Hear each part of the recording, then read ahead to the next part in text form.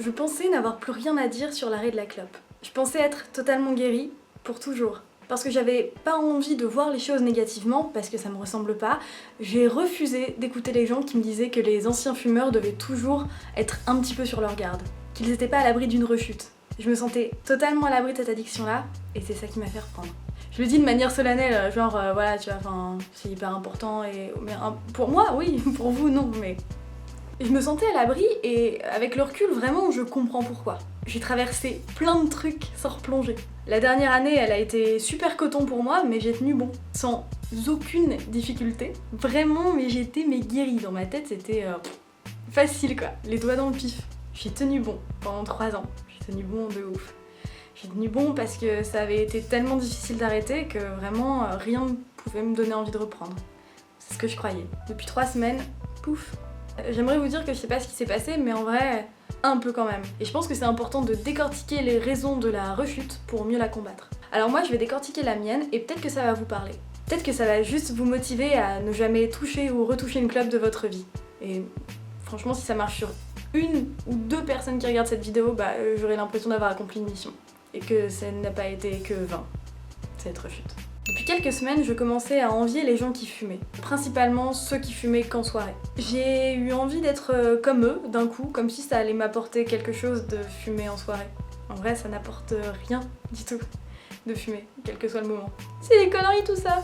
Ça a été le premier symptôme de la rechute et j'ai rien fait pour lutter parce que je croyais vraiment que j'allais dépasser ça. Je me disais que j'étais plus forte que ça, alors j'ai complètement enfoui ce symptôme à l'intérieur de moi. En fait, j'ai un peu fait comme si de rien n'était, jusqu'à ce que j'oublie qu'il était là. Ça, c'est la première erreur que j'ai faite, de ne pas regarder les choses en face. Parce que le symptôme, il était là, et j'étais déjà mentalement affaiblie en fait. Ensuite, j'ai eu un stress plus important que la plupart des autres, et comme j'étais affaiblie, le terrain était tout prêt. C'est comme si on pouvait planter des tomates, sauf que là, je vais planter l'addiction à nouveau. Oups. Ce que cette première cigarette de la soirée et les 4 ou 5 autres qui ont suivi m'ont appris, c'est que je suis poreuse à la nicotine en fait. Le pire, c'est que j'ai pas replongé tout de suite, et je pense que c'est ce qui a fait que j'ai replongé en fait. Le lendemain, j'en avais rien à foutre de la cigarette et je m'en suis gargarisée jusqu'à plus soif, disant que vraiment j'étais complètement guérie, que pas de soucis, et ben, je pouvais totalement fumer en soirée et le lendemain plus y penser et continuer ma vie et tout ça. Je suis allée courir le matin sans ressentir de faiblesse au niveau respiratoire ou quelconque. Le lendemain, le surlendemain et pendant 1 semaine et demie, nickel. J'avais pas du tout envie de refumer, je voyais les autres qui fumaient, il n'y avait pas de soucis, enfin vraiment aucun symptôme d'addiction. J'ai eu des soirées et des apéros, tout ça, et vraiment pour autant aucune pensée pour la nicotine. Sauf évidemment pour me vanter auprès de tout le monde que j'avais refumé et que ça m'avait trop rien fait quoi. Trop forte la meuf. Comme je me sentais surpuissante d'avoir refumé puis de ne pas y avoir pensé pendant 10 jours, bah dès que j'ai eu l'occasion, j'ai refumé. Bah, qu'est-ce qui aurait pu m'arriver? Bah c'était encore une erreur. C'était la 3e étape. La première, c'est d'avoir été affaiblie mentalement face à la cigarette. La 2e, ça a été de me remettre une dose de nicotine dans l'organisme. Et la 3e, c'est de recommencer 10 jours plus tard, histoire de nourrir la machine. Et la 3e, c'est d'avoir recommencé quelques jours plus tard et d'avoir nourri cette addiction. La machine était en marche. Une fois que l'addiction était de retour, il y a un concept que j'avais lu dans le livre d'Alen Carr pour arrêter de fumer, qui m'avait aidé à arrêter de fumer en 2015, que j'ai pu observer chez moi. Ce concept, c'est le marchandage. On se trouve des excuses pour fumer.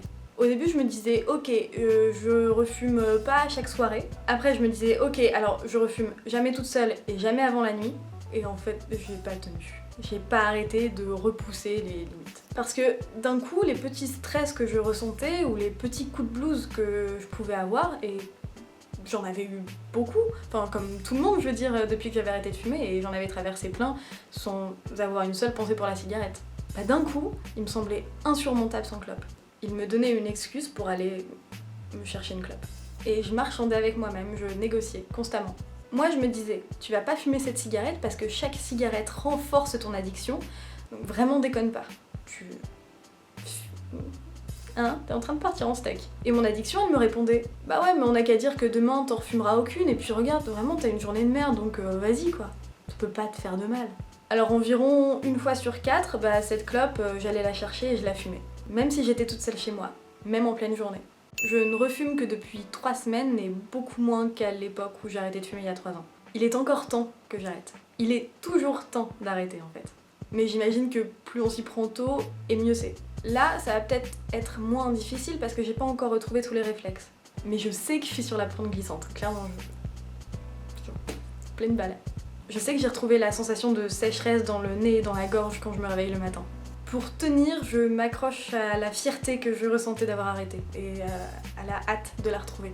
J'aimais l'idée d'être la meuf qui s'est sortie de ça. Je déteste vous dire que j'ai repris la clope. Je déteste vous dire ça déjà parce que c'est un aveu de faiblesse et que personne, je crois, n'aime avoir l'air faible. Mais voilà, si je vous dis ça, c'est qu'aujourd'hui, plus que n'importe quand, je réalise à quel point on n'est pas à l'abri. Même quand on se croit protégé par un bunker face à l'addiction. C'est ouf. Je sais que je vais en sortir à nouveau, je sais juste pas combien de temps ça va me prendre. Du coup, je peux pas forcément vous donner de conseils concrets si vous êtes au même stade que moi actuellement. Parce que je sais pas ce qui va marcher et ce qui va pas marcher. Mais ce que je peux vous dire, si vous êtes dans la phase d'avant, celle où vous vous sentez assez fort pour refumer une clope de temps en temps et où vous l'avez pas encore fait, le faites pas. Le faites pas. Ne touchez pas à cette clope. Cette période, elle va vraiment passer sans faire de dégâts si vous refumez pas. J'en suis persuadée. Listez dans votre tête tout ce que vous avez gagné à arrêter de fumer. De la thune à l'odeur de vos cheveux, à votre souffle tranquille après avoir monté des escaliers. Y a rien à gagner, en revanche. Rien en refumant. Que dalle. Peau de zob. Au début, instinctivement, j'ai eu envie de le cacher à mes proches. Et là, à l'heure où je tourne, je l'ai toujours pas dit à mes parents. C'est pas une bonne idée, de le cacher à ses proches. Parce que oui, évidemment, les gens vont être déçus pour vous et potentiellement vous faire la morale. Et vous allez trouver ça chiant. C'est chiant quand les gens vous disent « Dis donc, tu files un mauvais coton, t'es en train de devenir un petit peu accro, n'est-ce pas ?» Mais en même temps, c'est vrai, non? C'est la vérité, qu'est-ce qu'ils disent? Un chien qui vient de déféquer sur le carrelage de la cuisine, je suis pas certaine qu'il soit ravi qu'on lui mette son nez dedans, pour lui faire remarquer ce qu'il a fait. Ah, moi perso, je ferais grave la gueule si on me faisait ça. Hein. Mais c'est une façon de montrer au chien ce qu'il a fait pour l'aider à se remettre en question. Nous c'est pareil. Sauf que c'est la cigarette et que j'espère que personne dans mes abonnés ne chie sur le carrelage de la cuisine, ça ne se fait pas. C'est une façon de nous aider à prendre conscience de ce qui est en train de se passer. Une façon de nous empêcher de nous mentir à nous-mêmes. Et si on se ment pas à soi-même et qu'on réalise qu'on est en train de redevenir accro, ça nous permet de nous reprendre en main plus facilement. Plutôt que si on fait « Ah non, tout va bien, vraiment, moi la cigarette, je m'en fous ». Je l'ai, je crois, dit dans toutes mes vidéos sur l'arrêt de la clope, mais là encore, je le vérifie. Les envies de clope ne durent jamais longtemps. Au tout début du sevrage, elles sont très fréquentes. Mais ça dure pas, vraiment. Je pense que je peux le chronométrer, chez moi ça doit durer 1 minute 30. Chaque fois que j'ai une fringale de clope, j'ai juste à attendre quelques secondes qu'elle passe. Si je la fume pas, j'estime que c'est une victoire et parce que j'aime bien m'auto-congratuler. La fringale de clope suivante arrivera peut-être dans 10 minutes, peut-être dans 1 heure, peut-être dans plus longtemps, mais elle passera tout aussi vite. Et chaque fois qu'on résiste, on se renforce face à l'addiction. Et plus les jours passent, et plus les fringales de clope s'espacent. Donc force et courage à toi si t'es en plein dedans. Moi je suis confiante, pour toi et pour moi. Je me fais pas de bile. Enfin pas trop, un petit peu quand même. Mais j'ai réussi à arrêter 1 fois au bout de 7 ans, alors je peux bien arrêter 1 fois au bout de 3 semaines. J'espère juste que c'est la dernière fois de ma vie que j'arrête. Allez, force et courage et soutien et entraide. Et on se voit la semaine prochaine pour une nouvelle vidéo. Bisous!